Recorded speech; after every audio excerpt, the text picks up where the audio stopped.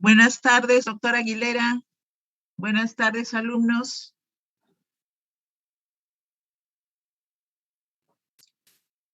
Esperemos unos minutos a que entre la totalidad de alumnos, por favor. 3:05 estamos empezando. Gracias.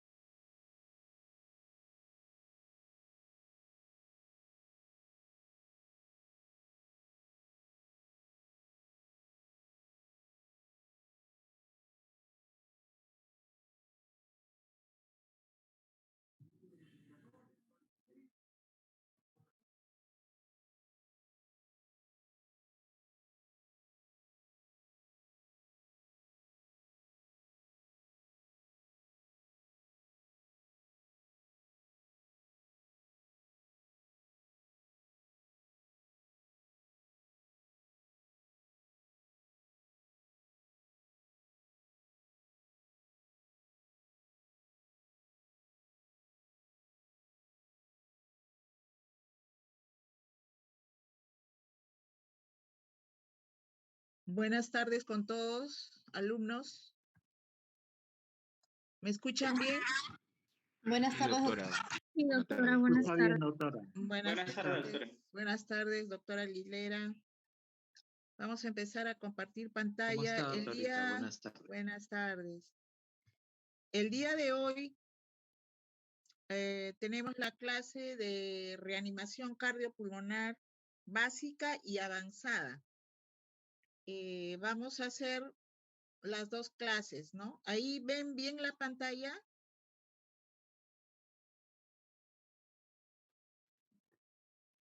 ¿Se visualiza? Sí, perfecto. Ya. Ok, muchas gracias. Entonces, les decía, el día de hoy es la última clase del curso de la asignatura de anestesiología y tenemos la clase referente a reanimación cardiopulmonar básica y avanzada. Las dos clases las vamos a hacer el día de hoy, porque el próximo lunes es feriado. Bien, recuerden que al término de la clase tienen el post-test activo en el aula virtual para que desarrollen las preguntas, que va a ser una orientación al examen final, ¿no?, de la asignatura. Entonces, iniciando la clase del día de hoy con la reanimación cardiopulmonar básica, tenemos que decir que para tener éxito en lo que son las maniobras de resucitación cardiopulmonar, es imprescindible hacer el reconocimiento precoz e inmediato de la parada cardiorrespiratoria en el individuo o en la persona que ha sufrido esta parada cardíaca. El reconocimiento precoz se refiere al diagnóstico precoz de la entidad de parada cardiorrespiratoria. También es importante asegurar la escena durante la identificación de la parada cardiorrespiratoria, ¿no? Porque así aseguramos no solamente a la víctima, sino también a la persona que va a reanimar o va a hacer las maniobras de resucitación cardíaca. Poner a los dos fuera de peligro es muy importante para tener éxito, ¿no?, al final del RCP. Entonces, asegurar la escena antes de reconocer la parada cardiorrespiratoria también es muy importante. Así como activar el sistema de emergencias pidiendo o solicitando ayuda después de que se hace el reconocimiento de la parada cardiorrespiratoria para luego iniciar lo que son las maniobras de resucitación cardiopulmonar. En nuestro país sabemos que las llamadas de emergencia o el sistema de emergencias son el 106, el SAMU, y el 116, los bomberos.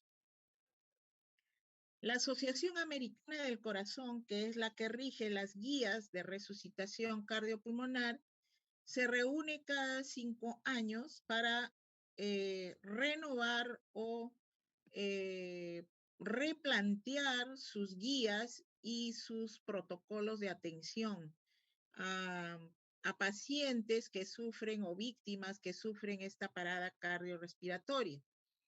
Etiológicamente sabemos que el 60% de las paradas cardiorrespiratorias son de origen cardiovascular, ¿no? Nos estamos refiriendo a la enfermedad coronaria aguda, más conocida comúnmente como ataque cardíaco.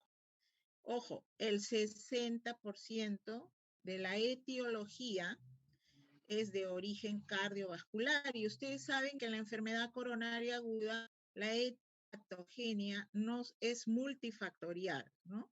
Entre ellas, el tipo de dieta que reciben las personas, la edad de las personas, el peso de las personas, los antecedentes, las comorbilidades que puedan tener, tipo diabetes mellitus, hipertensión arterial, hacen que la patología de enfermedad coronaria se agudice y se desencadene lo que conocemos con el nombre de ataque cardíaco.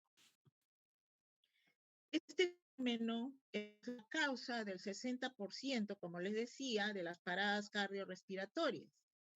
Esto lo sabe la Asociación Americana del Corazón y ellos favorecen lo que es la atención del sistema de emergencias frente a todas las llamadas que se puedan hacer, que se puedan activar.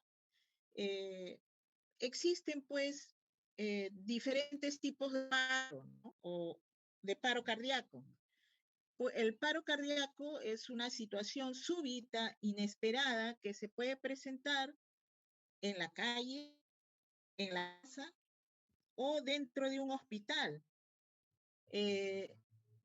Estadísticamente se sabe que las paradas cardiorrespiratorias más frecuentemente se presentan dentro de los domicilios, en las casas. Y son, vuelvo a repetir, inesperadas, bruscas. Entonces, esta Asociación Americana del Corazón, con la finalidad de ordenar los pasos y organizar la terapia o la atención de emergencia frente a la víctima, ha creado las cadenas de supervivencia para atención de parada cardíaca. Y según se presente la parada cardíaca en la calle o dentro de un hospital, se enumeran los pasos, en este caso son eslabones que van unidos y forman la cadena, ¿no? En relación a los pasos que debemos seguir para atender este tipo de parada, ya sea en la calle, en el domicilio o dentro de un hospital. Estos eslabones están interrelacionados, quiere decir que no podemos saltar un paso ni adelantar otro paso, etcétera. Hay que realizarlos de una manera organizada para poder tener éxito frente a la atención de emergencia. Y entonces vemos que las cadenas de supervivencia elaboradas para una atención de paro cardíaco extrahospitalario, que estadísticamente se presenta con mayor frecuencia, tenemos que el primer eslabón advierte como el reconocimiento de la parada cardiorrespiratoria y generalmente lo hacen pues personas legos que la comunidad los capacita para poder atender este tipo de patología. El reanimador lego, ¿no? El reanimador de la comunidad tiene que estar pendiente de si la persona pierde la conciencia, le falta la respiración, ¿no? Y con esa alerta, reconocer la parada e inmediatamente activar el sistema de emergencias diciendo que tiene una víctima en parada cardiorrespiratoria y que necesita que le traigan un desfibrilador externo automático. Inmediatamente después iniciará las maniobras de resucitación cardiopulmonar de alta calidad para luego esperar que el sistema de emergencias responda trayendo un desfibrilador externo automático e iniciar el RCP avanzado. Si es exitoso, trasladar a la víctima a un lugar donde se le pueda dar el apoyo de emergencias, tanto básico como avanzado, para luego derivar al paciente a una unidad de cuidados intensivos para darle el soporte vital correspondiente. Esta cadena de supervivencia para atender una parada cardiorrespiratoria extrahospitalaria tiene sus diferencias con respecto a las paradas cardiorrespiratorias intrahospitalarias, donde vemos que el primer eslabón corresponde a la prevención de la parada cardiorrespiratoria, cuando estamos en el hospital, nosotros seleccionamos, hacemos una especie de triaje con respecto a los pacientes y sabemos que hay pacientes mucho más graves y pacientes intermedios y pacientes que pueden estar con unas enfermedades que no necesitan tanto monitoreo, tanta vigilancia. Los pacientes que están previo al paro son generalmente los pacientes que tienen enfermedades cardiovasculares importantes, ¿no? Me estoy refiriendo a los pacientes coronarios exclusivamente y también los pacientes que traen enfermedades de tipo respiratorio grave, ¿no? Podríamos hablar del COVID, de la pandemia, ¿no? La insuficiencia respiratoria grave. Entonces, ese paciente tiene que estar en un lugar donde uno está monitorizando y vigilando constantemente. ¿Y quién hace esa vigilancia? Puede ser un profesional entrenado en cuidados primarios, ¿no? Y que rápidamente identifique la parada, ¿no? O la previa parada para iniciar tratamiento para que no llegue a la parada cardiorrespiratoria, o si ya lo encuentra en parada cardiorrespiratoria, activar el sistema de respuesta a emergencias, solicitando igualmente un desfibrilador lo más rápido posible. Y vamos a ver más adelante cuál es el concepto de desfibrilación precoz. Luego, el profesional va a tener que iniciar RCP de alta calidad, esperando a que llegue el desfibrilador, para luego trasladar al paciente. Si con la desfibrilación el paciente, la desfibrilación es exitosa, entonces el paciente tiene que ir o quedarse en la unidad de cuidados intensivos para darle la atención postparo. Entonces, como vemos acá, las cadenas de supervivencia tienen estas diferencias dependiendo de si es extrahospitalario el paro o intrahospitalario. La importancia de esta cadena de supervivencia es que nos advierte de que el reconocimiento precoz de la parada cardiorrespiratoria y el inicio rápido de las maniobras de resucitación, así como la desfibrilación precoz, están en relación directa con el porcentaje de supervivencia que pueda tener esa víctima, ¿no? Por ejemplo, acá vemos que si nosotros identificamos el paro, pero no le damos tratamiento, ¿no? O sea, no hacemos nada por ese paciente esperando solo la desfibrilación, y si la desfibrilación es tardía, esa supervivencia va a ser solo del 2%. Si yo identifico el paro, inicio RCP rápidamente y el desfibrilador demora en llegar, tardío, más de 10 minutos, esa supervivencia va a incrementarse en 8%, ¿no? Solo en 8%. Pero si yo reconozco el paro, hago la llamada solicitando un desfibrilador lo más rápido posible, inicio RCP dentro de los 3 primeros minutos y el desfibrilador llega entre los 5 primeros minutos, miren cómo aumenta la supervivencia a 20%. Igualmente, si yo reconozco paro rápidamente, hago la llamada de alerta inmediata, solicitando un DEA, un desfibrilador externo automático, e inicio el RCP inmediatamente y el desfibrilador llega dentro de los 5 primeros minutos y hago una desfibrilación rápida. Miren cómo con las 3 intervenciones yo aumento este porcentaje de supervivencia en 30 a 40% de las víctimas, ¿no? Y luego, después de hacer esa desfibrilación exitosa, también le doy cuidados post parada cardíaca. Eso hace que se aumente en 30 a 40% la supervivencia de la víctima, ¿no? Entonces, realizar reanimación cardiopulmonar solo con compresiones torácicas es mejor que no hacer nada, ¿no?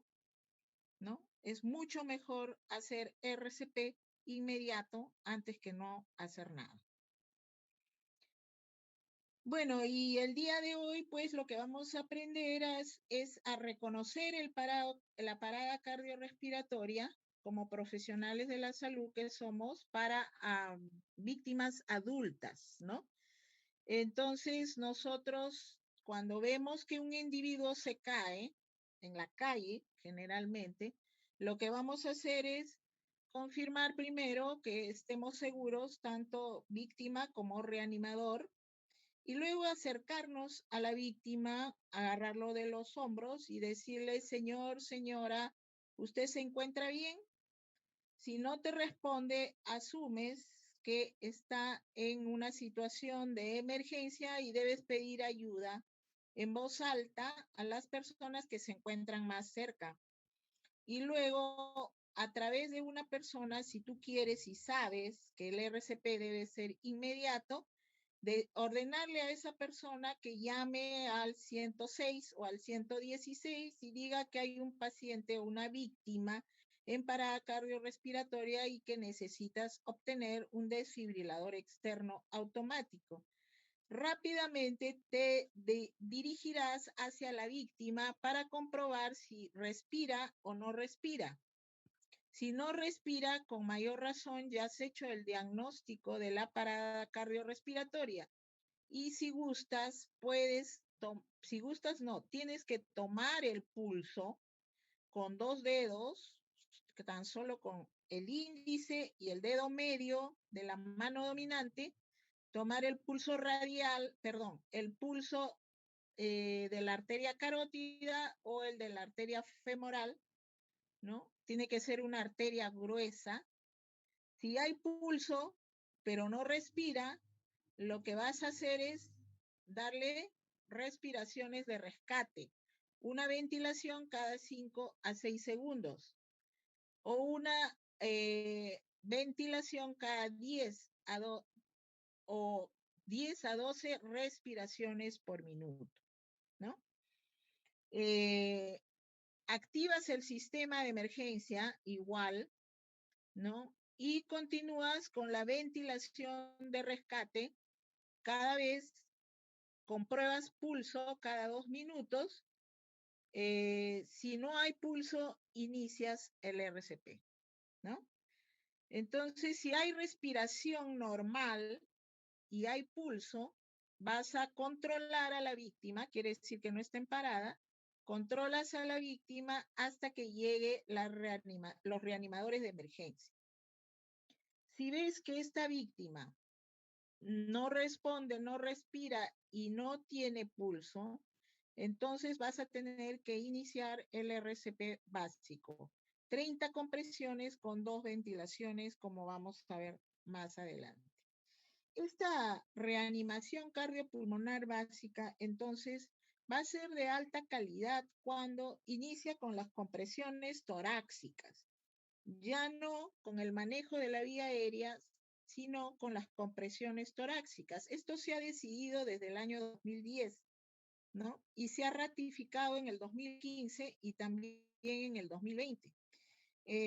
Las presiones torácicas tienen sus características en cuanto al lugar, forma y con qué frecuencia, intensidad y profundidad debemos hacer la compresión torácica, antiguamente llamado masaje cardíaco.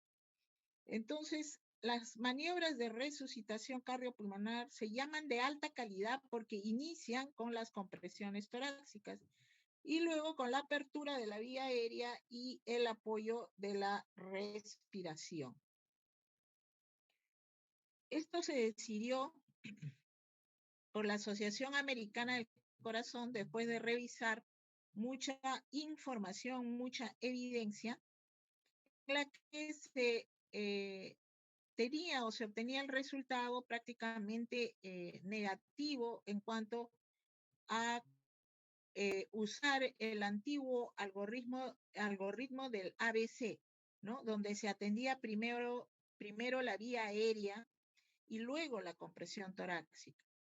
Al ver que no habían buenas estadísticas de elevación en cuanto a la mortalidad, Entonces se decidió estudiar nuevamente la guía, el protocolo de atención de emergencias a víctimas en parada cardiorrespiratoria y concluyeron en el año 2010 que era mejor el tórax antes de atender la vía aérea para no perder el tiempo y reanimar la bomba. Recuerden que el 60% de las paradas cardiorrespiratorias son de origen cardiovascular. Entonces teníamos que reanimar la bomba, por lo tanto, iniciar con la compresión torácica, ¿no? Esta compresión torácica debe ser hecha pues arrodillándose al costado de la víctima, ¿no? En una posición adecuada del reanimador para poder hacerla de alta calidad, ¿no? A su vez, el talón de la mano dominante debe caer, puede ser el reanimador zurdo, por lo tanto pone la mano izquierda, el talón de la mano izquierda en la parte media o central del pecho a nivel de la parte medial del esternón, ¿no? Y el talón de la otra mano encima, ¿no? Los brazos deben ser rectos sin doblar los codos y se deben entrelazar los dedos. El tercer dedo de la mano dominante debe quedar encima del pezón proximal, ¿no? ¿Con qué frecuencia se deben hacer estas compresiones torácicas? Con una frecuencia mínima de 100 a 120 por minuto. Se debe comprimir rápido y fuerte, de tal manera que deprimas el tórax de un adulto mínimamente en 5 centímetros. Entonces, esta compresión debe tener una profundidad mínima de 5 centímetros y a su vez así como comprimes, debes dejar que el tórax se reexpanda también, ¿no? Entonces, no es cuestión de quedarse o aplastando el tórax, sino más bien dejar que compresión siga a una distensión torácica. Comprimir fuerte, rápido y dejar que el tórax regrese a su posición original. Asimismo, evitando la ventilación excesiva. Solo después de las 30 compresiones realizar 2 ventilaciones.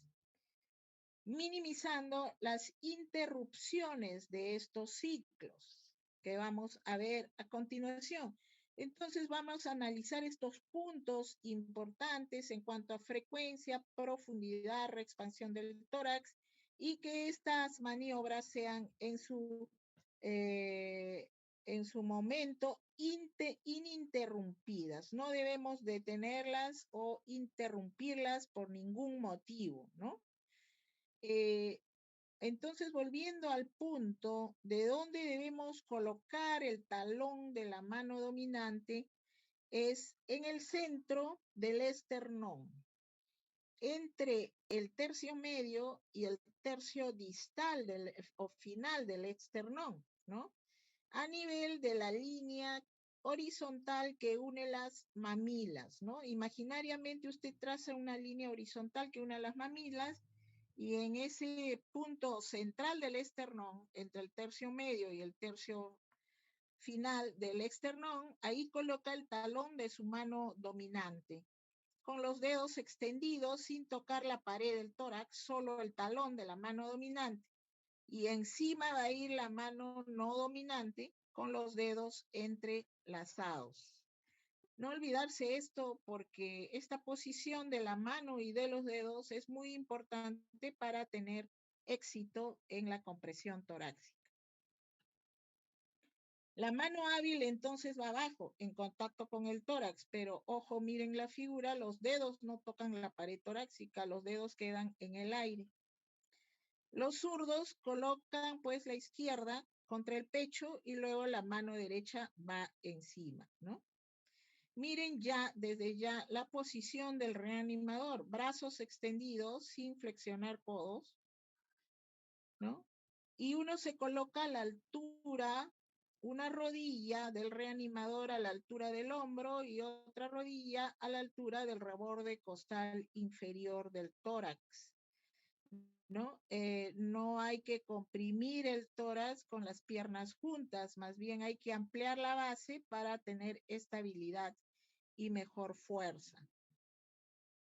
Viendo nuevamente a la posición del reanimador, vamos a ver que los hombros deben estar por encima, los hombros del reanimador deben estar por encima de la unión de las dos manos. Nunca atrás, ¿no? ¿Por qué? Porque vamos a deprimir ese tórax en 5 centímetros mínimamente. Por lo tanto, necesitamos fuerza. No es fácil deprimir el tórax de un adulto mínimamente en 5 centímetros. ¿Ya? Entonces nos vamos a ayudar con nuestro peso. Y para eso tenemos el movimiento de la articulación de la cadera que va a impulsar el tórax hacia adelante, llevando los hombros a nivel de la unión de las dos manos. Por lo tanto, cuando yo comprima, voy a dejar caer el peso de mi cuerpo sobre el tórax de la víctima, con los brazos perpendiculares sin flexionar los codos y con los dedos entrelazados de la mano. Ahí voy a tener mejores resultados de la depresión, de la profundidad de esa compresión torácica, como lo indican las recomendaciones, mínimamente 5 centímetros.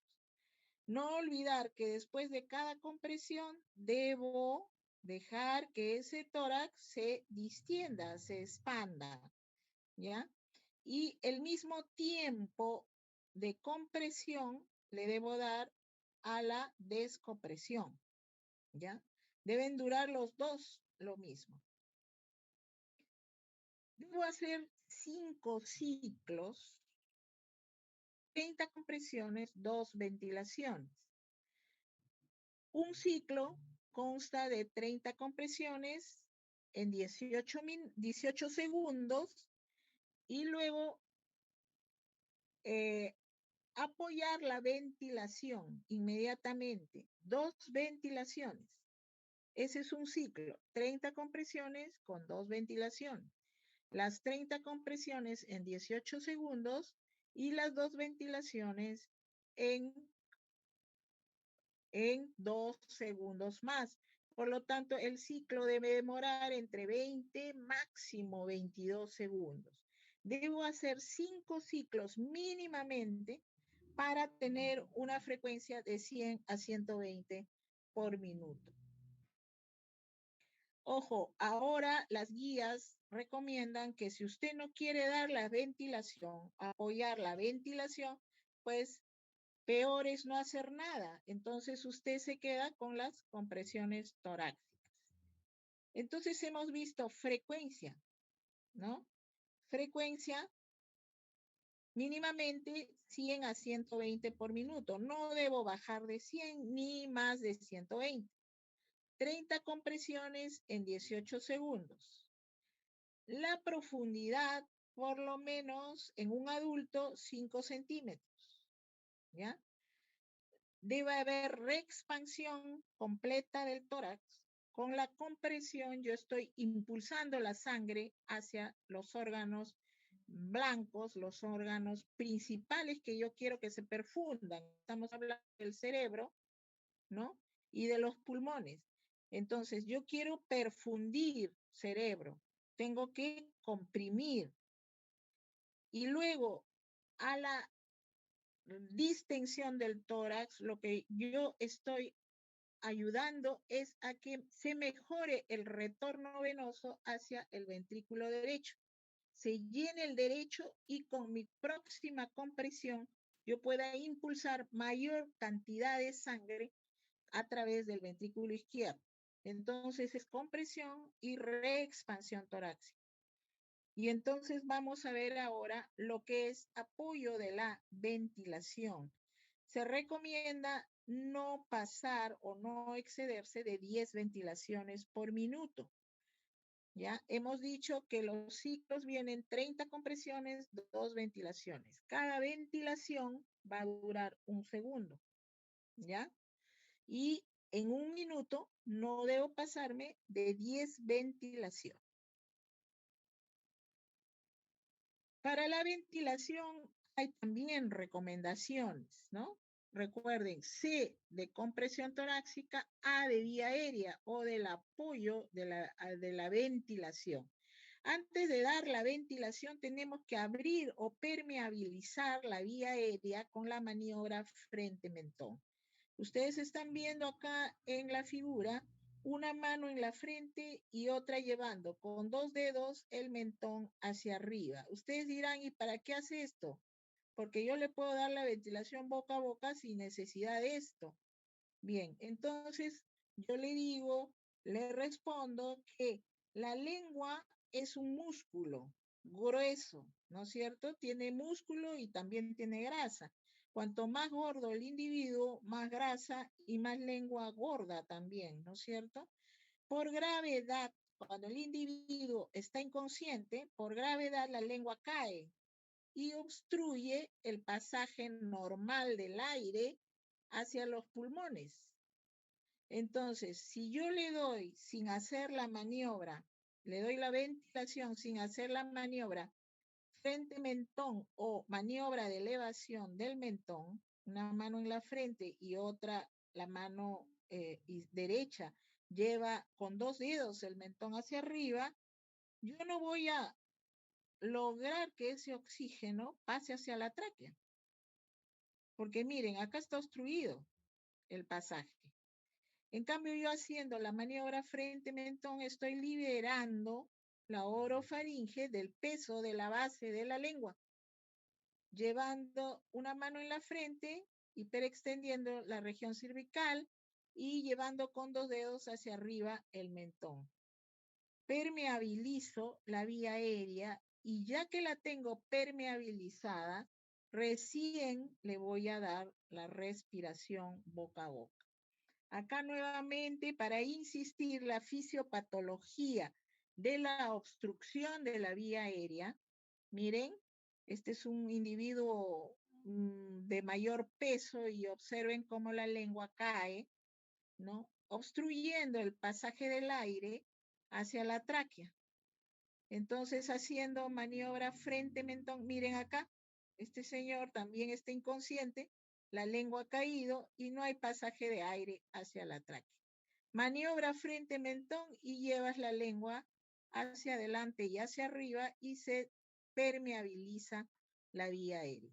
Hay algunos casos especiales, por ejemplo, los accidentes de tránsito, las caídas, ¿no? Cuando los individuos se avientan del 3er piso, del 5.º piso, etcétera, y caen y hay sospecha de lesión cervical. En esos casos está contraindicado permeabilizar la vía aérea con la maniobra frente-mentón.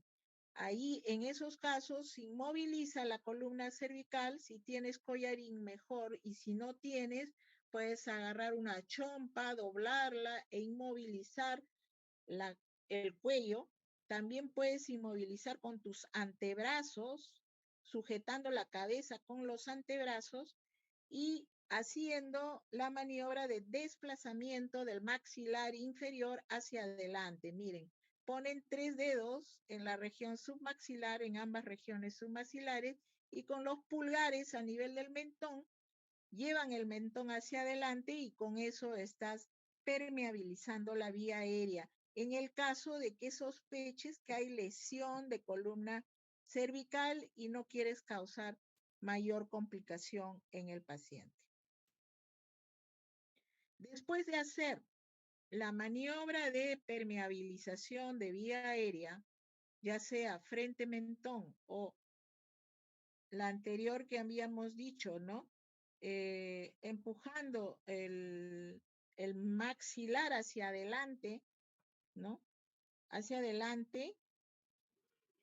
Entonces, pinzas con la mano que está en la frente, pinzas las fosas nasales, inspiras profundamente y te acercas a la boca de la víctima sin dejar de hacer la maniobra frente-mentón. expiras dentro de la boca de la víctima y debes supervisar de reojo que se eleva el tórax de la víctima, ¿ya? Entonces, esta insuflación de aire o inspiración que tú le das a la víctima debe durar 1 segundo, no más tiempo, y debe ser efectiva. ¿Cómo constatas que tu ventilación es buena? Constatando que el tórax de la víctima se distiende cuando tú inspiras en la boca de la víctima, ¿no? Ojo, no se debe dejar de hacer la maniobra frente-mentón cuando se apoya la ventilación. Entonces, después de las 30 compresiones, vamos a dar estas 2 ventilaciones. En total, las 2 ventilaciones no deben pasar más de 5 segundos. Pero, doctora, si usted me dice que es 1 segundo cada ventilación, sí, pues, es 1 segundo cuando tú expiras en la boca de la víctima. Pero antes tú has tomado aire profundo, o sea, has inspirado, ahí te toma 1 segundo. Mientras te agachas para expirar, pasa otro segundo. Cuando expiras propiamente dicho en la boca de la víctima, pasa otro segundo, ya llevamos 3. Cuando te levantas, pasan 4. Para inspirar nuevamente, entonces esas 2 ventilaciones no deben pasar más de 5 segundos en total. Bien. Entonces, resumiendo, para ventilar, primero, maniobra frente-mentón versus elevación mandibular en el caso de sospecha de lesión cervical, ¿no? Y luego, atender la ventilación boca a boca y luego continuar con las 30 compresiones. Termino las 30 compresiones, nuevamente, maniobra frente-mentón, inspiro profundo y expiro en la boca de la víctima, supervisando que se amplexe el tórax. 2 ventilaciones, nuevamente 30 compresiones, y así sucesivamente hasta que llegue la ayuda. La ayuda, cuando llega, te puede traer dispositivos avanzados para atender la ventilación y ya no hacer la boca a boca. Entre ellos tenemos a estas bolsas que brindan seguridad al reanimador porque traen filtros antimicrobianos, ¿no? Y siempre se asiste la ventilación a través de esos filtros, ¿no? O sea, se expira en la boca de la víctima a través de esos filtros antibacterianos. O puede traer la ayuda junto con el desfibrilador, también otro tipo de apoyo ventilatorio como son las máscaras de bioseguridad que debe tener toda ambulancia y todo coche de paro para atender parada cardiorrespiratoria intrahospitalaria. Y estas máscaras pues son unas máscaras como las máscaras de oxígeno, pero que en la parte superior también llevan un filtro antimicrobiano para proteger tanto al reanimador como a la víctima de cualquier infección respiratoria. Estas máscaras de ventilación son las mismas o tienen esta forma, ¿no?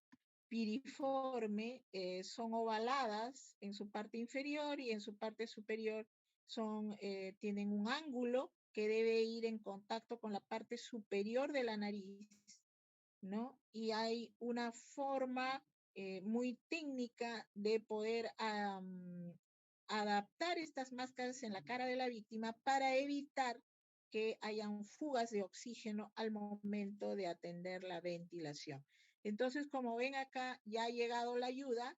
Acá está dando la compresión torácica, las 30 compresiones, y al cabo de las 30 compresiones, la otra persona da la ventilación asistida avanzada con respirador manual y máscara facial, ¿no? ¿Cómo es que debemos agarrar o coger la máscara y adaptarla en la cara de la víctima? Hay técnicas muy importantes para saber manejar la vía aérea en este caso, y usted con su mano izquierda y los 3 últimos dedos los va a colocar debajo del maxilar inferior, llevando este maxilar inferior hacia arriba, como dice la flecha roja, y luego usted va a adaptar la máscara en la cara de la víctima con el dedo pulgar e índice de la mano izquierda, eh, adaptando esa máscara entre la nariz y la boca. Y luego la mano derecha va a agarrar la bolsa, respirador manual, más conocido como ambú, y le va a dar usted la primera respiración. Entonces, cuando llega el respirador manual, ya tiene que usted echar mano a estos conocimientos para hacer una buena oxigenoterapia en la víctima. No se olvide que acá, por ejemplo, está haciendo una maniobra frente-mentón, sin colocar la mano en la frente, pero sí llevando el mentón hacia arriba y hacia adelante para permeabilizar esa vía aérea y dejar que el oxígeno pase hacia la tráquea y se distienda la pared torácica. Si la ayuda llega no solamente con el respirador manual, puede traer dispositivos de vía aérea avanzada, tipo máscara laringea o tubo orotraqueal. Ya ustedes conocen al tubo orotraqueal y sus partes y sus tallas. Igualmente les deben haber hablado en la práctica de la máscara laringea. Entonces son dispositivos que van a supraglóticos y el tubo orotraqueal no es supraglótico, ¿no? Que te van a ayudar a avanzados, dispositivos avanzados, que te van a ayudar a administrar las 8 a 10 respiraciones por minuto que debes hacer en la víctima, ¿no? Siempre hay que constatar la elevación del tórax para saber que esa ventilación es la adecuada, la que se está dando adecuadamente, ¿no? Y sí, cuando el oxígeno entra al tórax en un individuo inconsciente, el tórax se distiende cuando verdaderamente entra a la tráquea el oxígeno. Entonces, las guías actuales para resucitación cardiopulmonar también, además, piden minimizar las interrupciones de estos ciclos de compresión torácica y respiración. No se deben detener hasta que llegue la ayuda, ¿ya? Solamente se detiene si es que encuentras pulso en el paciente y si respira espontáneamente. De repente reconociste rápidamente, precozmente la parada cardiorrespiratoria y reaccionó a las primeras maniobras de resucitación cardiopulmonar. Entonces ahí sí está indicado detener estas compresiones torácicas. Pero mientras no haya respiración espontánea ni haya pulso, hay que continuar, ¿no?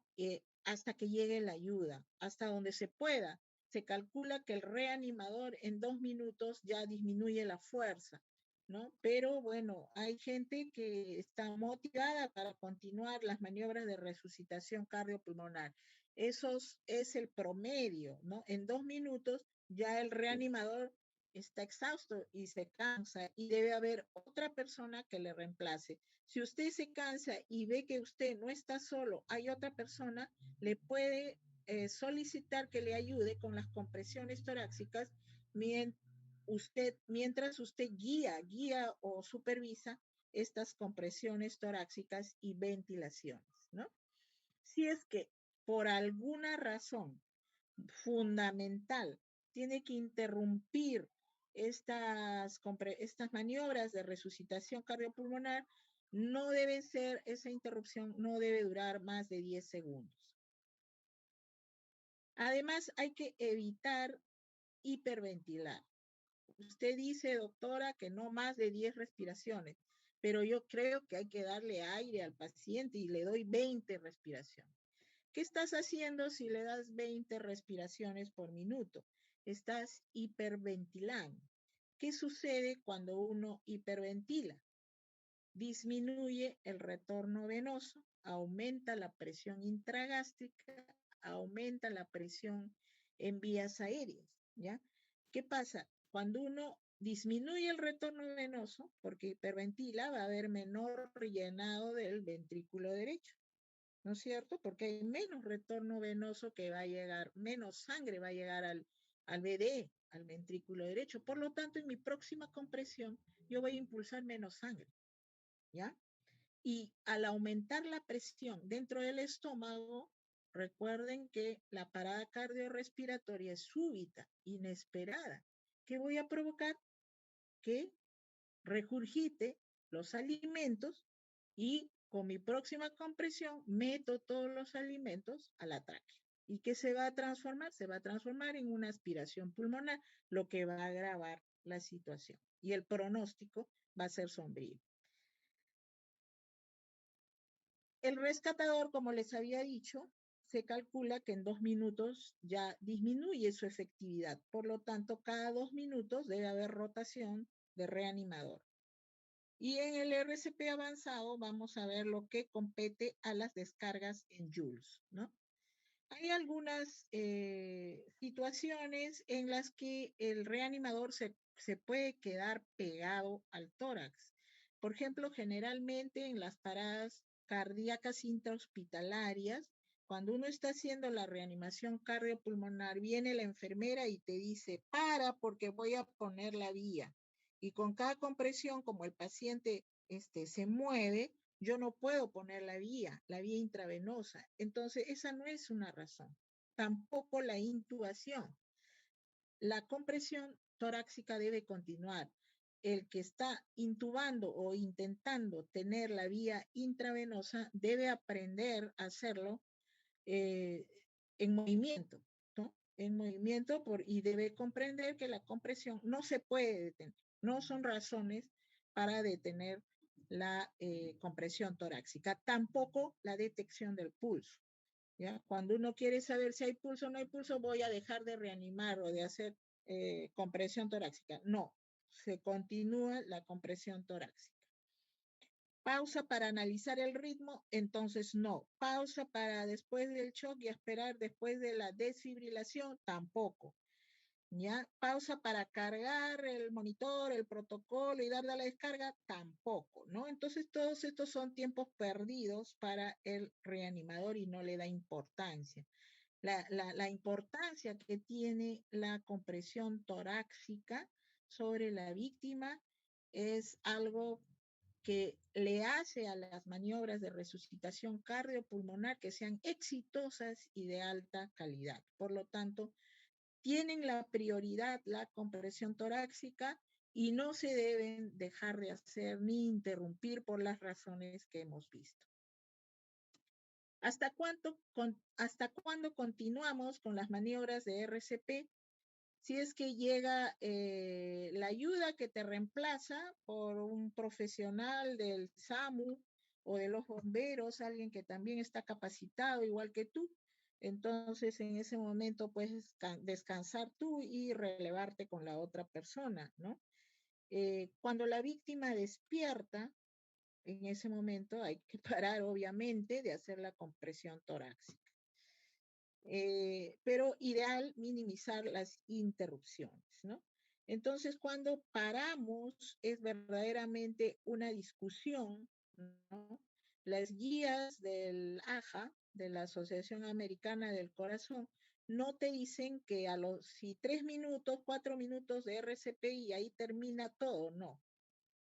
Puedes releer las guías 20 veces y no vas a encontrar nada donde te diga que 3 minutos, 4 minutos y nada más de RCP.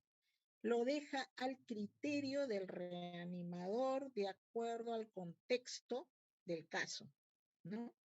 Si usted ha presenciado o no ha presenciado la parada cardiorrespiratoria, eso influye en continuar o no o parar las maniobras de resucitación cardiopulmonar, ¿no? Obviamente solamente paras cuando el paciente se despierta, abre los ojos, respira normalmente y se mueve. Ahí no lo vas a hacer continuar haciendo RCP, ¿no es cierto? Ya resucitó. Pero si no, Si no resucita, tienes que continuar. El, el criterio, en el criterio de parar las maniobras de resucitación cardiopulmonar, pueden entrar el diagnóstico de fondo del paciente, ¿no? Podrían entrar el dato de, como les decía, de haber presenciado o no la parada cardiorrespiratoria. Si usted presenció la parada cardiorrespiratoria, sabe en qué tiempo lleva de reanimación cardiopulmonar, ¿no? Obviamente, cuanto más tiempo pase, el pronóstico va a ser peor, pero no siempre sucede así, porque si usted sabe que está dando RCP de alta calidad verdaderamente, usted puede demorar 20 minutos de RCP y ese cerebro está perfundido, ¿ya? Está perfundido y usted está esperando que llegue. Si obviamente nadie le ayuda, han pasado 30 minutos, no llega nadie, pues ya la decisión es del reanimador, ¿no? La decisión es del reanimador en realidad. Bien, entonces algoritmos van a encontrar varios, tanto para profesionales de la salud como para gente que es lega, ¿no? Y generalmente se resume pues en el diagnóstico rápido y precoz. Sobre todo primero se evalúa la conciencia de la víctima, evaluando la respuesta o no a la orden o al llamado, ¿no? Luego ver si respira o no respira el paciente, ¿no? Cuando usted examina la respiración, observando el movimiento del tórax del paciente, de la víctima, simultáneamente puede tomar el pulso con 2 dedos de la mano que está más cerca al pulso de la arteria carótida o de la arteria femoral, ¿no? Eso van a verlo mañana en su práctica de RCP básico con los diferentes docentes en los diferentes grupos y con cuántos dedos se debe tomar el pulso y de qué lado de la víctima, ¿no? Eh, esos datos son muy importantes también. Si yo diagnostico entonces la parada, no responde, no respira, no hay pulso, ¿qué hago? Pido ayuda. Activo el sistema de emergencia solicitando un desfibrilador externo automático y mientras llega, inicio pues el RCP porque peor es no hacer nada. Tengo que comprimir fuerte, rápido, atender la ventilación después de las 30 compresiones y esperar a que llegue el desfibrilador para comprobar qué tipo de ritmo cardíaco tiene la víctima y poder darle tratamiento y darle el RCP avanzado correspondiente. Una vez más, ¿qué debemos, qué no debemos hacer? ¿No? Compresiones torácicas se deben hacer de 100 a 120 por minuto, no menos de 100, no más de 120. Usted se pone el cronómetro de su celular, todos tienen celular, ¿no? Y se ponen el cronómetro y ahí se dan cuenta cómo están yendo. 100 a 120 compresiones por minuto, incluso lo pueden hacer en su casa con un muñeco que tengan, etcétera, y simulan ustedes el RCP, lo van a hacer en la práctica con sus docentes. Mínimo de profundidad 5 centímetros en el adulto, ¿ya? No menos de 5 centímetros. Creo que las últimas guías de RCP incluso han aumentado 5.5 centímetros de depresión del tórax del adulto. Entonces, pero para fines académicos, acá les pedimos 5 centímetros. Permitir una descompresión torácica completa después de cada compresión, o sea, compresión, descompresión, expansión torácica. Nunca te quedes apoyado en el pecho del paciente, ¿ya? Entre compresión y compresión no te quedes con todo el peso encima del tórax de la víctima, ¿no? Deja que se reexpanda ese tórax, ya lo hemos dicho, ¿por qué? Reducir al mínimo las pausas de las compresiones, ¿no? No interrumpirlas. Y si las interrumpes por alguna razón muy fuerte, entonces las interrumpes menos de 10 segundos. Y ventilar adecuadamente, 2 ventilaciones después de las 30 compresiones, realizando cada ventilación en 1 segundo. y asegurándote de que esa ventilación eleva el tórax de la víctima. Nunca hiperventilar, ¿no? Ni ventiles excesivamente fuerte porque vas a provocar que la víctima regurgite. Recuerda que puede haber ingerido alimentos, ¿ya? Bien, con esto hemos terminado el RCP básico correspondiente a lo que es eh, el CAB, el C de la compresión, el A de la vía aérea y el B de la respiración. Ahora vamos a pasar a la reanimación cardiopulmonar avanzada, el uso del desfibrilador externo automático. La desfibrilación es el tercer eslabón de la parada cardíaca extrahospitalaria. Ya habíamos reconocido en el RCP básico la parada cardiorrespiratoria. Hemos pedido ayuda solicitando un desfibrilador y mientras estamos haciendo la compresión torácica y la respiración, esperando que llegue el desfibrilador externo automático. Esta desfibrilación es muy importante, como hemos visto al inicio de la clase, tanto como las maniobras de resucitación cardiopulmonar. Recuerden que la combinación de todas estas maniobras hacen que la mortalidad o disminuya o la supervivencia aumente de la víctima, ¿no? Entonces, en ese contexto, vemos que la desfibrilación es un procedimiento muy importante, sobre todo en cuanto al tiempo en que demora en llegar a la escena, ¿no?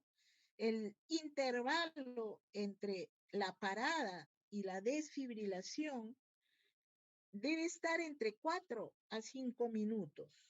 No debe pasar de los 5 minutos para que esa supervivencia sea cada vez mayor.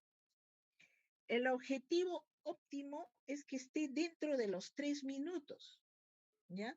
Y si la parada es intrahospitalaria, debería estar en 1.5 minutos la obtención del desfibrilador externo automático.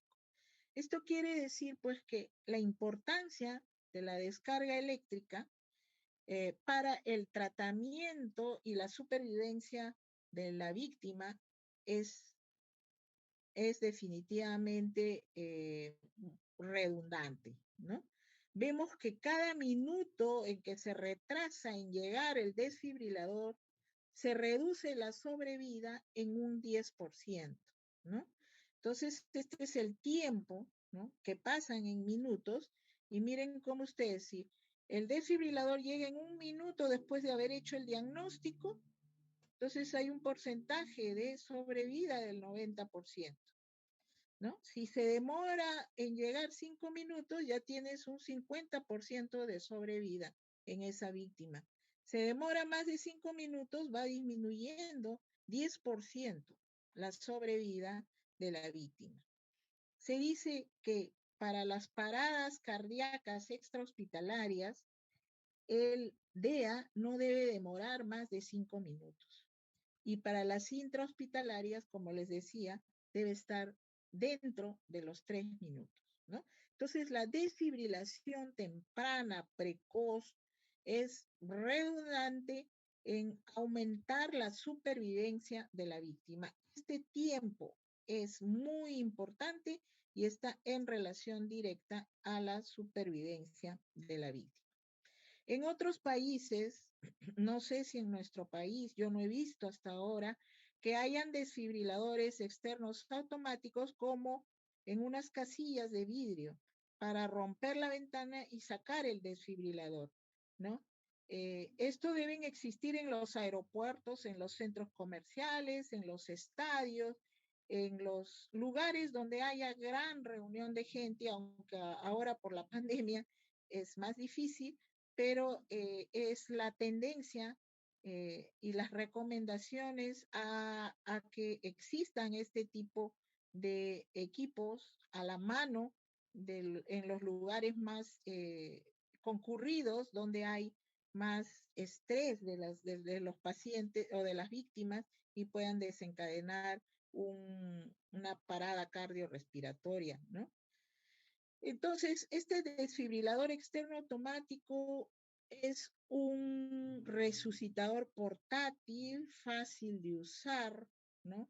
Muy simple, que se puede trasladar de un sitio a otro, es un pequeño maletín, ¿no? Que es fácil de usar. Cualquier persona, no necesariamente tiene que ser un profesional de la salud. Hay personas leos que son entrenadas en esto, ¿no?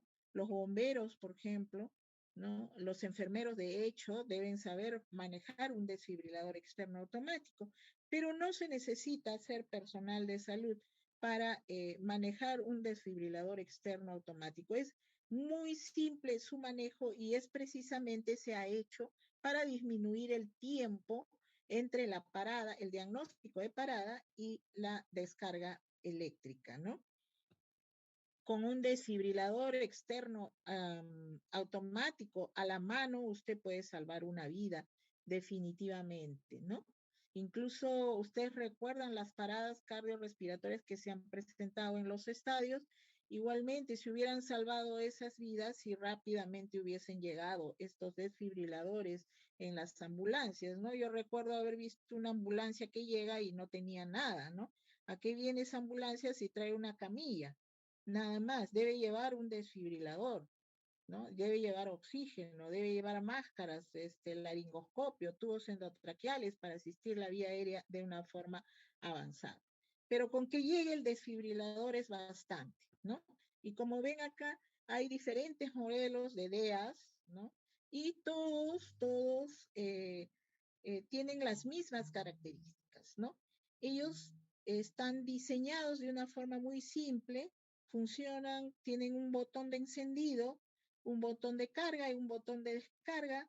Algunos vienen con pantalla muy chica, otros vienen casi sin pantalla, pero sí eh, dirigen la reanimación cardiopulmonar, ¿no? Todos funcionan con parches autoadhesivos para adulto y pediátrico, ¿no? Diferente a lo que tenemos en los hospitales.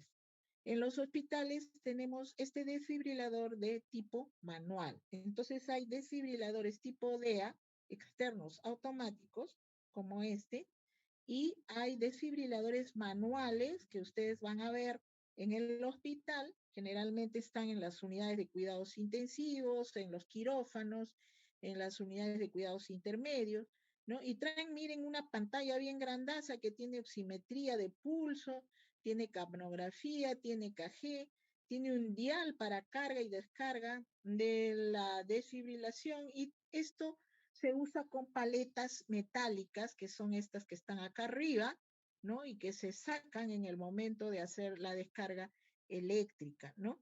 Y acá tienes el botón de carga y el botón de descarga, ¿no? Y acá en este dial cargas la cantidad de energía que vas a poner sobre el pecho de la víctima. Diferente a un DEA, ¿no? El DEA va a hablar y va a indicar los pasos desde que lo enciendes. Presionas el botón de encendido y va a hablar en tu idioma y te va a decir, coloca los parches autoadhesivos, te va a ir guiando, ¿no? Apenas tú colocas los parches autoadhesivos, inmediatamente te va a decir analizando el ritmo. Cuando te dice analizando el ritmo, es la única razón por la cual tú vas a detener tus maniobras de resucitación cardiopulmonar. Me estoy refiriendo a la compresión torácica. Cuando el DEA diga, estoy analizando el ritmo, en ese momento te retiras a un lado y él va a decir, si es que detecta un ritmo desfibrilable, va a decir, voy a cargar ritmo desfibrilable, voy a cargar. Te retiras, te alejas, todo el mundo se aleja y botón de descarga, inmediatamente descarga en la víctima la primera descarga, ¿no? Él hace el diagnóstico del ritmo, si es desfibrilable o no desfibrilable. Acá el manual, el que existe en todos nuestros hospitales, no habla, no te dirige. Tiene tremenda pantallaza para que tú veas el ritmo y tú como reanimador diagnostiques si ese ritmo es desfibrilable o descargable o no desfibrilable, ¿ya? Entonces usted tiene que estar relacionado con los ritmos de parada cardiorrespiratoria para saber reconocerlos, diagnosticarlos y tratarlos.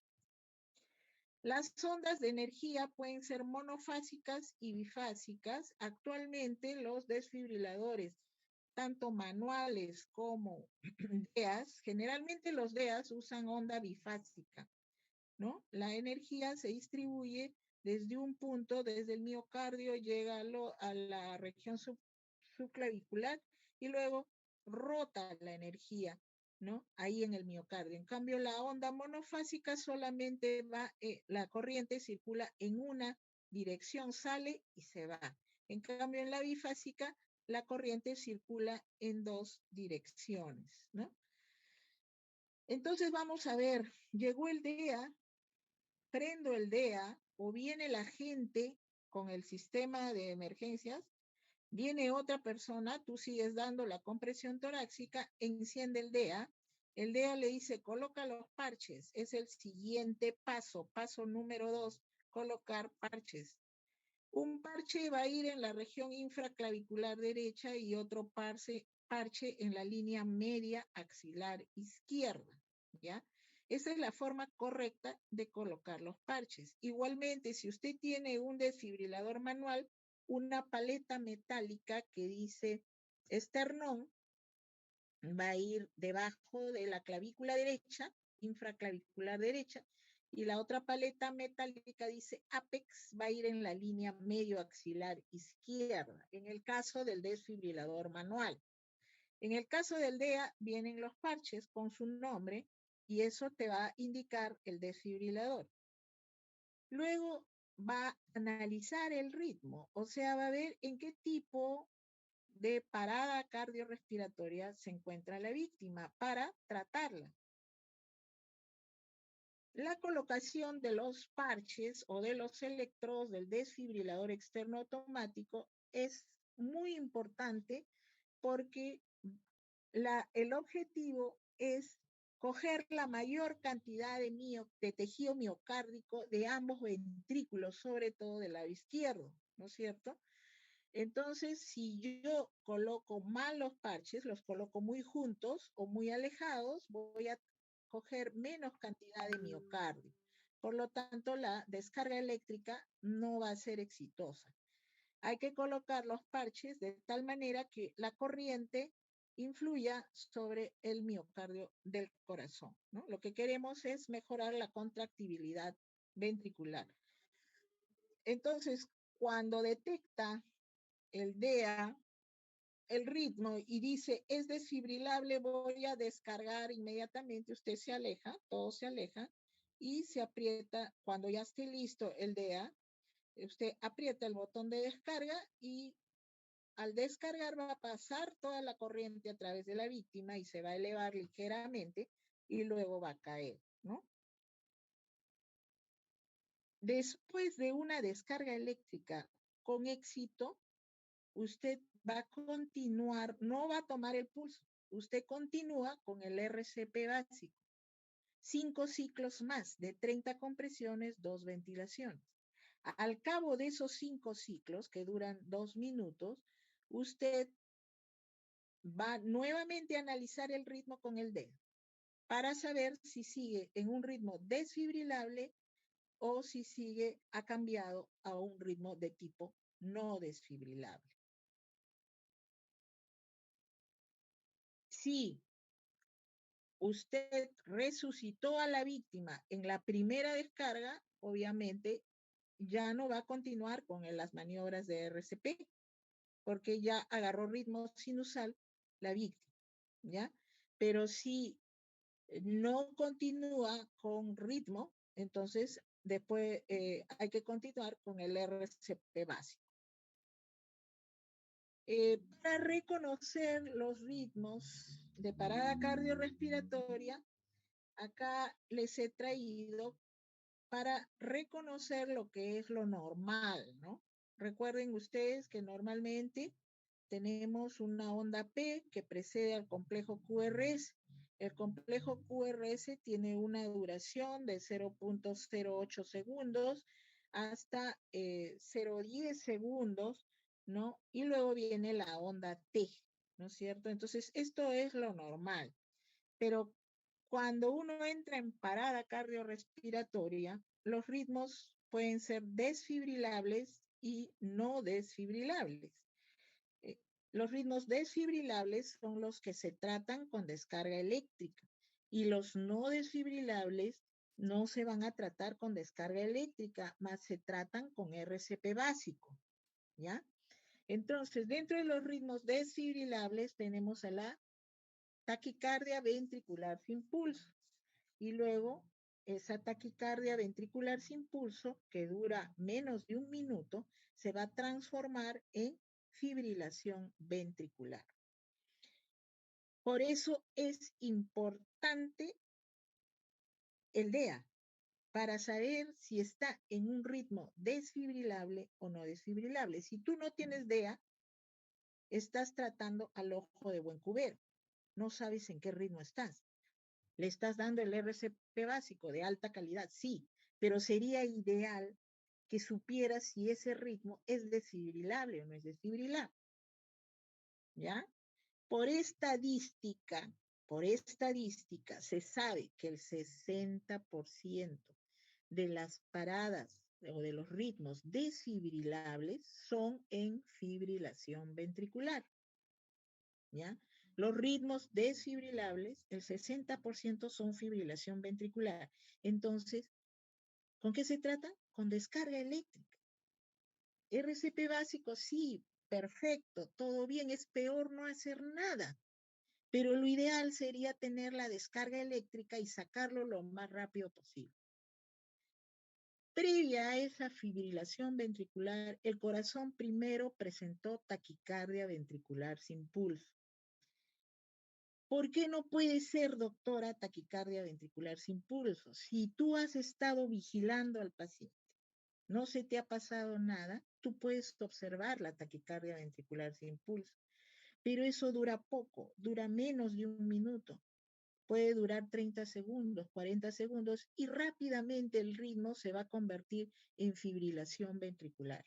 O sea, va a pasar al otro tipo de paro. ¿Ya? El de fibrilación ventricular va a durar más tiempo. Uno a minuto y medio. Te da tiempo, mira, un minuto, minuto y medio, a que lo reconozcas y digas, trae el desfibrilador y lo sacamos, ¿no? Y descargas rápidamente. Por eso es que la mayoría de los paros son en fibrilación ventricular, porque dura más tiempo, te da más tiempo. Ahora, si lo agarras en taquicardia, en buena hora. ¿Por qué? ¿Por qué dice eso usted, doctora? Porque tiene relación con el pronóstico también. La taquicardia ventricular sin pulso es de mejor pronóstico que la fibrilación ventricular. Pasa el tiempo, el, el paciente, la víctima, está viendo. El tiempo es fundamental. ¿Ya? Entonces, primero taquicardia ventricular sin pulso y luego fibrilación ventricular dentro de los ritmos desfibrilables. ¿Cómo voy a reconocer la taquicardia ventricular? Porque son latidos que van a ir de 100 a 250 latidos por minuto, ¿no? Generalmente se originan en el ventrículo, son QRS de anchos, de duración mayor de 0,10 segundos, 0,12 segundos, ¿no? Y puede haber una clasificación de taquicardia ventricular sin pulso de acuerdo al tiempo aquellas que duran más de 30 segundos, sostenida, no sostenida, las que duran menos de 30 segundos. Por la forma, la taquicardia ventricular puede ser monomórfica, polimórfica, monomórfica cuando todas las ondas son igualitas, ¿no? Polimórfica cuando hay diferencia en el complejo QRS, ¿no? Con o sin pulso. Obviamente, taquicardia ventricular sin pulso es parada, pues, ¿no? Parada cardiorrespiratoria. La con pulso ya es otro tipo de arritmia, ¿no? Que se puede convertir de con pulso a sin pulso, claro, obviamente. Esto es lo clásico de una taquicardia ventricular sin pulso. ¿Ven? Los complejos QRS anchos, miren cuánto duran, ¿no? Este complejo QRS, ondas S en colgajo, típico de taquicardia ventricular sin pulso. Entonces, frecuencias cardíacas hasta 250 puede llegar latidos por minuto, complejo QRS ancho, eh, ondas S en colgajos, ¿no? Esta es una monomórfica porque todas las ondas son iguales. Acá también una monomórfica, miren, complejo QRS ancho, onda T, en este caso está positiva, pero es de polaridad opuesta al complejo QRS, ¿no? Las ondas S en colgajo. Esa es una monomórfica. Esta es una polimórfica, miren, las ondas son de diferente forma, ¿no? Esta es una polimórfica. Y luego hay una forma de muy especial, muy peculiar de taquicardia ventricular, la torcida de puntos. Y luego eso se va a convertir en esto, en fibrilación ventricular. Y aquí les he puesto las dos para que vean, miren la diferencia. Acá las ondas, complejo QRS ancho. Acá es un conjunto de ondas pequeñas, grandes y pequeñas, y acá ya el ritmo es un caos, pues, ¿no? Este ritmo ya el corazón está como una bolsa de gusanos, ¿no? Esto no garantiza tampoco taquicardia ventricular sin pulso, no garantiza pulso, fibrilación tampoco, y ninguna de las dos garantiza perfusión sanguínea, ¿no? A nivel cerebral, no hay pulso. Entonces, taquicardia ventricular se va a convertir luego de unos segundos en fibrilación ventricular y este ritmo o este tipo de parada va a tomar más tiempo, ¿no? Te va a dar más tiempo, todavía es desfibrilable. Los ritmos desfibrilables son de mejor pronóstico que los ritmos no desfibrilables, ¿ya? Entonces, esto se trata pues con descarga eléctrica, igual que la taquicardia ventricular sin pulso. Y la fibrilación ventricular yo la voy a reconocer porque hay frecuencias mayores que en taquicardia ventricular, ¿no? En fibrilación ventricular puedo llegar a más de 250 latidos por minuto u ondas por minuto, no latidos. Son irregulares, de morfología caótica, ¿no? Ahí no hay perfusión sanguínea. Miren, esto es imagen de fibrilación ventricular, ¿no? Diferente a la taquicardia ventricular, ¿no es cierto? Miren, ondas grandes y chiquitas, todo es un caos, ¿no? Acá no hay onda P menos complejo QRS reconocible, ¿no? Entonces, esta es pues un caos, el ritmo de la fibrilación ventricular, ¿no? Pueden haber clasificaciones de acuerdo a la amplitud de la onda, ¿no? Y llamar pues fibrilación ventricular fina aquellas que el máximo o punto de la onda está entre 2 o menos de 5 milímetros, ¿no? O taquicardia ventricular moderada por el tamaño de las ondas, menores de 10 milímetros, o una fibrilación gruesa cuando es menor de 15 milímetros, o muy gruesa cuando es mayor de 15 milímetros, ¿no? Esa es la medida desde el valor máximo al valor mínimo de la amplitud de la onda. Generalmente se dice que esta fibrilación ventricular, pues miren, esta es otra imagen, es un caos total. Esta es otra imagen de fibrilación ventricular. Bien, mira, ondas pequeñas, ondas grandes, no tienen nada que ver con taquicardia ventricular. Y los ritmos no desfibrilables que no se tratan con descarga eléctrica son dos: la alteración eléctrica sin pulso y la asistolia. La alteración eléctrica sin pulso se presenta después de la fibrilación ventricular. Si usted no la atiende, se va a transformar en alteración eléctrica sin pulso. Y es cualquier otro ritmo que no sea ni fibrilación ventricular ni taquicardia ventricular. Y parece que acá estuviera todo normal, aunque son bien aisladas estas ondas, ¿se dan cuenta? Pero si usted le toma el pulso a la víctima, no hay pulso, ¿no?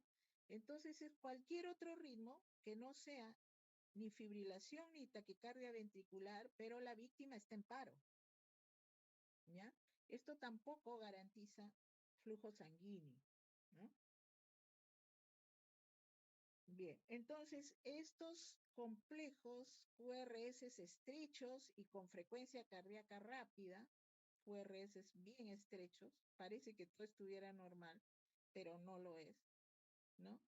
Eh, y tienen en su mayoría una etiología no cardíaca, cuando el ritmo es estrecho, el complejo QRS es estrecho. Pero cuando este complejo se presenta ancho, se dice que, y la frecuencia lenta, se dice que sí, en la mayoría de los casos es de etiología cardíaca, ¿no? Acá tenemos, miren, parece que estuviera con P, QRS y T, ¿no? Bien aislados, pero no hay pulso. Esto es una antiguamente llamada disociación eléctrica, ¿no? Ahora actualmente conocida como actividad eléctrica sin pulso. Luego, esa actividad eléctrica sin pulso se va a convertir en una raya horizontal isoeléctrica conocida con el nombre de asistolia. El cuarto ritmo final y de peor pronóstico que los otros tres anteriores, ¿no? Y que representa prácticamente cerca a la muerte, alistando maletas para viajar bien lejos, ¿no? Entonces, si usted se demora, lógicamente lo va a encontrar en asistolia, y asistolia tiene peor pronóstico que cualquiera de los otros tres ritmos. Estos son trazados también de asistolia, miren. Este parece que fuera un complejo QRS, pero no es, es una onda P.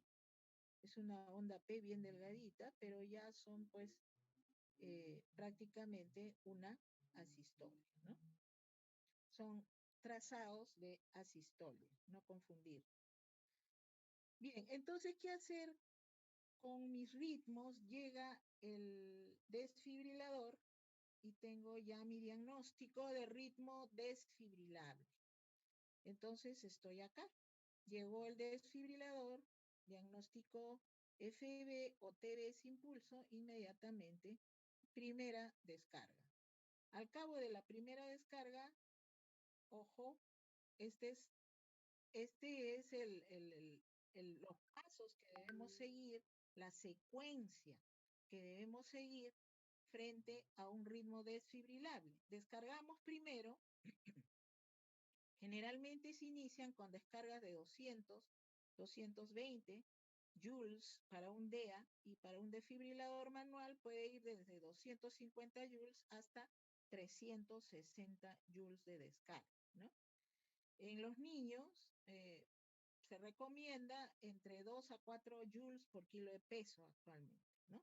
Y se desfibrilan niños desde el año 2010, ¿no? Anteriormente no se desfibrilaban niños. La primera descarga, entonces, después de hacer el diagnóstico del ritmo desfibrilable. Al cabo de la primera descarga no se busca pulso, se inicia nuevamente el RCP básico. 2 minutos más de 30 compresiones torácicas más 2 ventilaciones. En esos 2 minutos podemos aprovechar el tiempo de intubar, si es que ya llegó la ayuda, con tubo orotraqueal y laringoscopio, intubar o buscar un acceso venoso, ¿no? Un acceso venoso para administración de drogas. Luego, el ritmo, al cabo de los 2 minutos, analizamos el ritmo. Miren, ahí recién se analiza el ritmo. Entonces vemos si es desfibrilable o no es desfibrilable. Si es desfibrilable, vamos a alistar nuestra segunda descarga, que va a llevar 50 joules más que en la primera.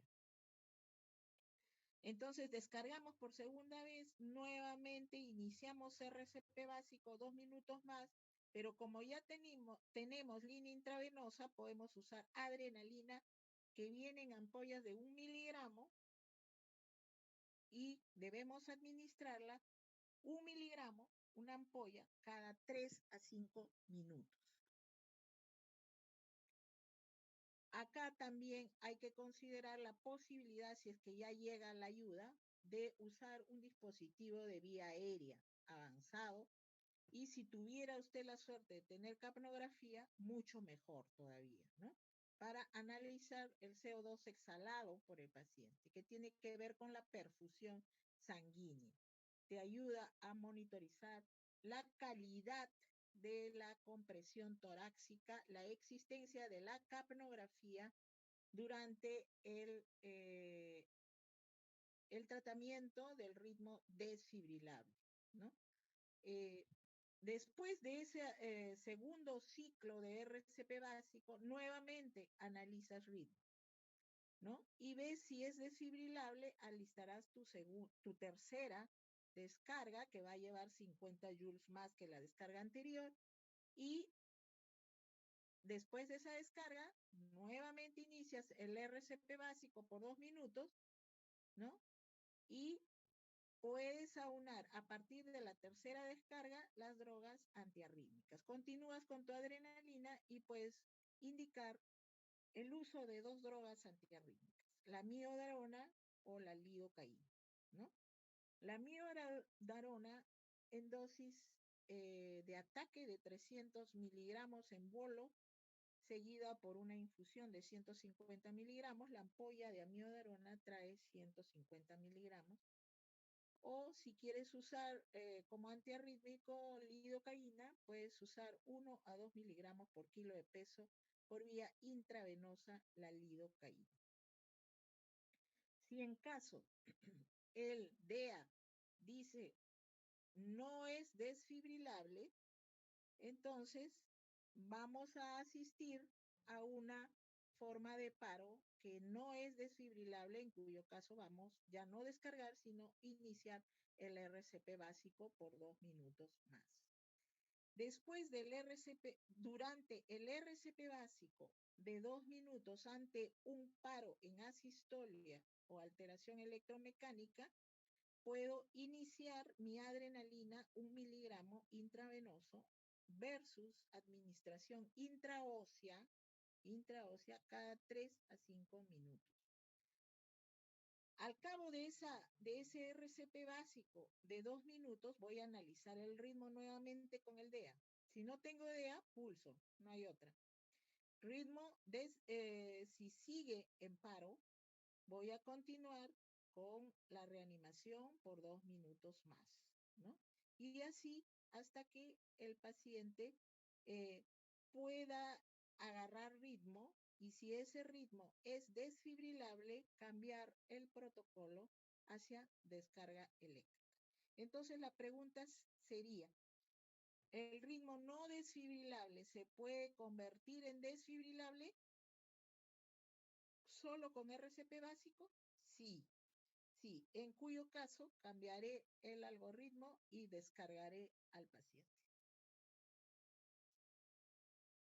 Muy bien, con esto hemos terminado la clase del día de hoy. Quisiera escuchar preguntas, por favor.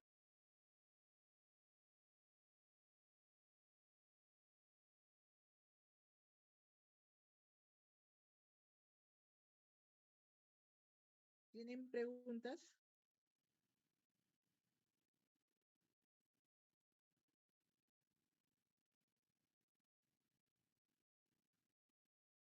¿Alguna pregunta, doctores? Hemos acabado la clase de RCP básico y avanzado. Doctora, Sí, sí, alumna, dígame. una consulta. ¿Hasta cuántas descargas podemos realizar?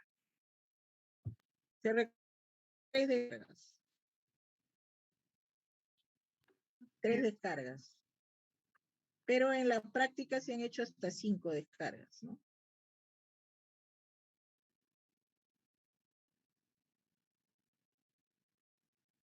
Ok, gracias, doctora.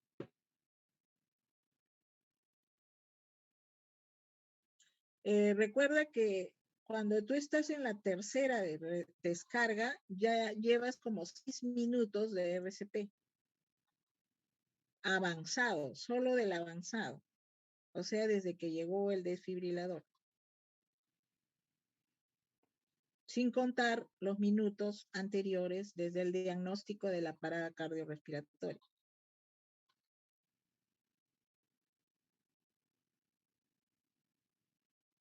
¿Alguna otra pregunta?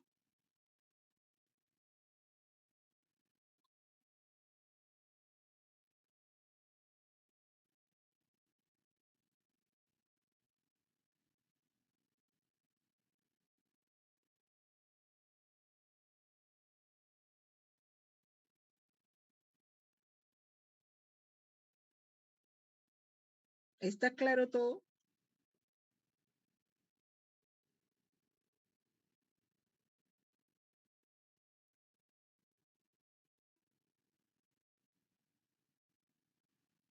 ¿Qué haríamos en los niños?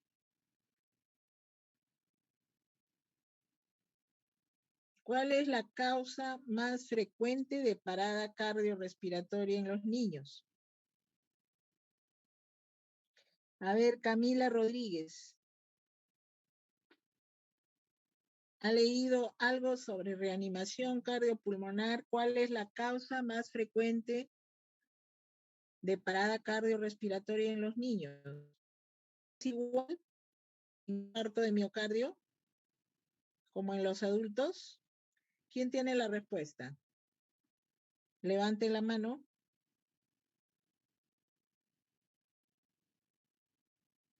Camila Rodríguez está presente.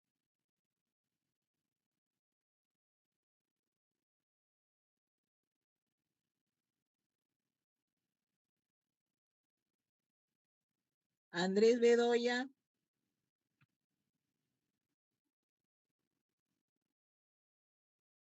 Andrés Bedoya está presente. Sí, doctora, buenas tardes. Buenas tardes, doctor. Dígame, a ver, ¿algún comentario acerca de la pregunta que estoy haciendo? ¿Cuál sería la etiología más frecuente de parada cardiorrespiratoria en niños, en el paciente pediátrico?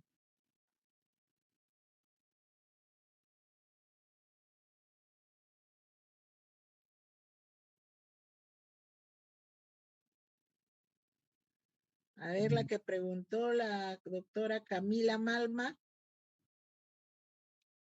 Sí, doctora, ¿podría ser traumatismos con cuerpos extraños en la vía aérea? Traumatismo de la vía aérea. Una cosa es traumatismo de la vía aérea y otra es asfixia por cuerpo extraño.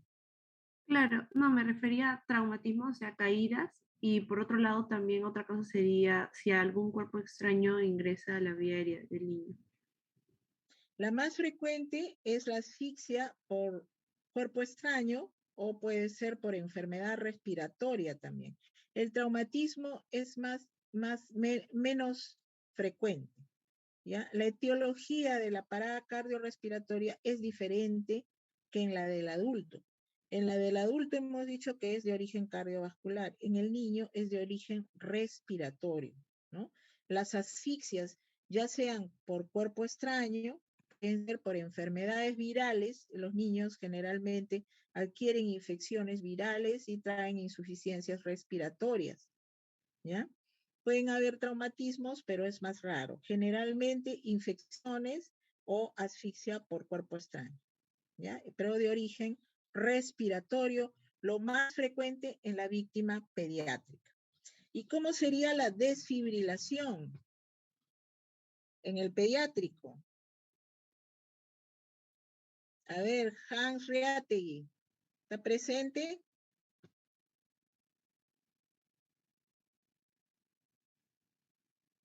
Hans Reategui.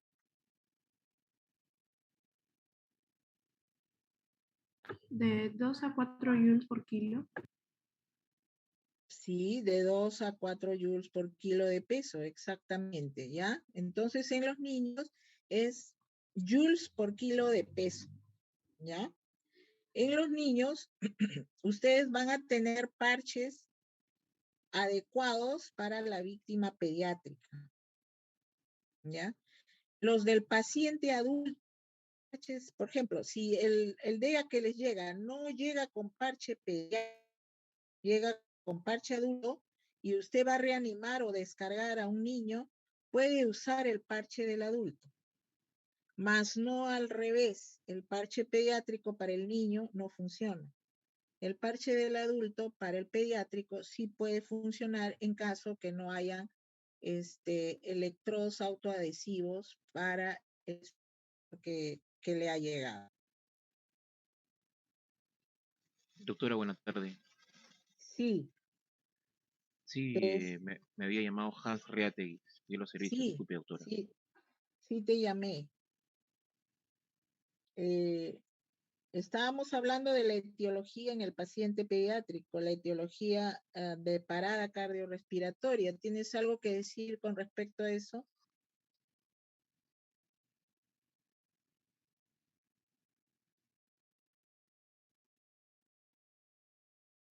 Ah,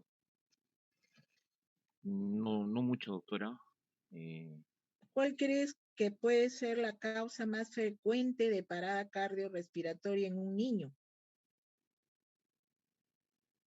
Habíamos dicho que en el adulto es el origen cardiovascular. En el niño,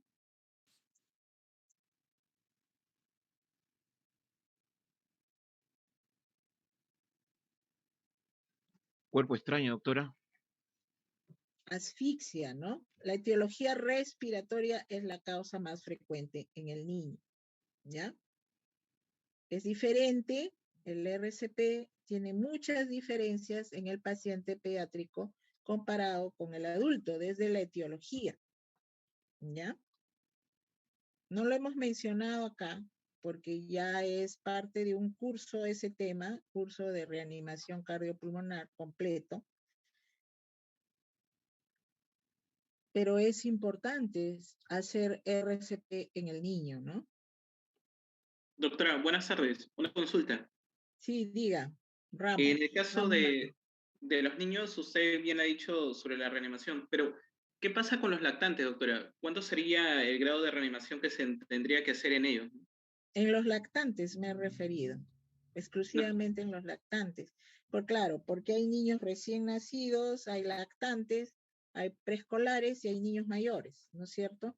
Para Sí, todos doctora. ellos, la desfibrilación es de 2 a 4 joules por kilo de peso. La etiología más frecuente es la respiratoria.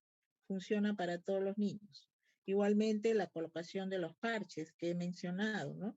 Los parches de adulto pueden funcionar para la víctima pediátrica, más no al revés. Los parches pediátricos para la víctima adulta no funcionan. Y doctora, en torno a la colocación de las manos en el tórax del lactante. Es diferente, ¿no? El lactante funciona con dedos, ¿no? Generalmente son 2 dedos en el mismo lugar que para el adulto, en el centro del tórax, del esternón, ¿no? A la altura de la línea horizontal que une las mamilas, dedo índice y dedo medio. Igual, con la misma frecuencia, 30 compresiones, 2 ventilaciones. Eso cambia para el niño mayor, ¿no? El preescolar o el niño mayor. El niño mayor funciona como un adulto. ¿Cuándo lo llamo niño mayor? Mayor de 8 años, 7 años. Preescolar con el talón de una sola mano. preescolar, 4 o 5 años, talón de una sola mano. El lugar donde coloca usted la mano es el mismo, la ubicación de la mano es el mismo que para el adulto. La frecuencia también es la misma, 100 a 120 por minuto. La profundidad de la compresión torácica es 1/3 del diámetro antero-posterior del tórax del niño. 1/3 del diámetro antero-posterior del tórax del niño. Y eso depende de qué edad tenga el niño. Si estamos hablando del paciente recién nacido o neonato, ahí vamos a tener que el niño, estamos hablando de 3 a 4 centímetros de depresión del tórax del niño. 1/3 del diámetro antero-posterior del tórax. Es la profundidad de la compresión torácica. Gracias, doctora.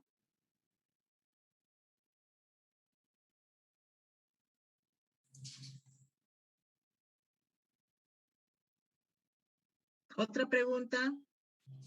Doctora, buena exposición. Silva. Sí, Silva. Con respecto Gracias. a la cardioversión, bueno, al procedimiento en pacientes ancianos, yo hago el procedimiento de manera usual, pronto bueno, porque yo me preocupaba más por el tema de lateralizar, porque estás colocando tu peso sobre el tórax, entonces, hay lo que, o sea, no le hago tanto enfoque en el tema de las fracturas, porque es un paciente anciano y tiene esa fragilidad, entonces, ¿cómo podría yo evitar? Te preocupan las fracturas. Las guías dicen que más vale un tórax fracturado que un paciente muerto. Con eso te digo todo. Una víctima perdida, la fractura se puede solucionar, ¿no? Obviamente ustedes, sobre todo los varones, ¿no? Tienen que regular su fuerza, ¿no? Si te ha tocado un paciente anciano, que generalmente son frágiles, delgaditos, pues hay que hacerlo con el cuidado debido, pues nadie va con la intención de fracturar, ¿no es cierto? Tal vez la descarga de adrenalina ante el paro nos hace llenarnos de mayor energía, pero los varones tienen que controlar su fuerza. Lo ideal sería que no se fracture, pero si se fractura, las guías dicen que hay que continuar con el RCP a pesar de la fractura. Está bien, doctor. Muchas gracias. De nada. Lo ideal es no hacer daño. Primer principio, no hacer daño. Por eso los chicos tienen que controlar su fuerza. Ellos saben qué fuerza tienen. Más bien a las chicas, no todas, ¿no? Pero la gran mayoría de las chicas nos falta fuerza, ¿no? Entonces nos ayudamos nosotras con el peso del cuerpo.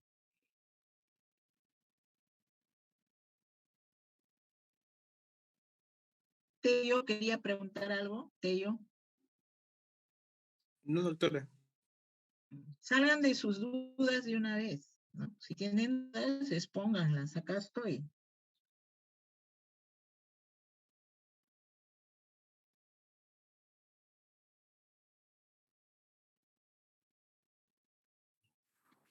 Doctora, una consulta. Sí. ¿Y cómo sería en el caso de un paciente que tiene heridas en el pecho? ¿Se tendrá que cubrir y encima hacer las contracciones? Puede ser, pero tienes que hacer el RCP. Las heridas en el pecho no te contraindican hacer el RCP.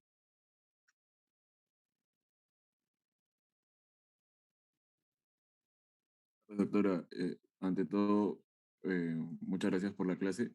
Mi consulta es, ¿qué hacer cuando un paciente tiene TEC o es politraumatizado y, bueno, no sabemos si vamos a perjudicar a la hora de hacer las compresiones la espina?